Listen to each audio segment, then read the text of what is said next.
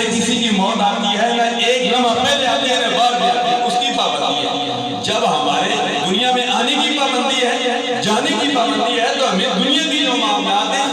ہمیں ان میں بھی پابندی کرنی چاہیے۔ میں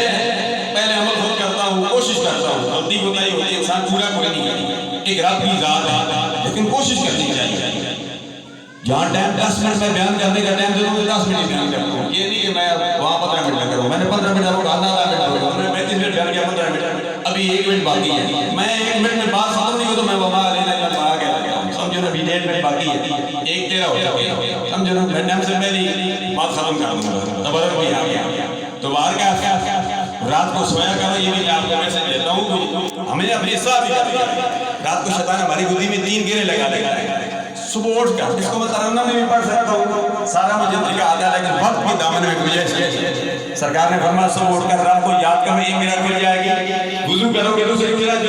کھل جائے گی، اور فجر کی نماز پڑھو گے تو تیسری گیرا بھی کھل جائے گی۔ ہم سب نے محاسبہ کرنا ہے، صبح ہم یہ 3 گیرے کھولتے یا نہیں کھولتے ہیں، تو ذکر ہے محمد عمران صاحب کی والدہ محترمہ جو نمبر دعوت ہے کہ صبح اٹھ کر یہ 3 گیرے کھولا کریں۔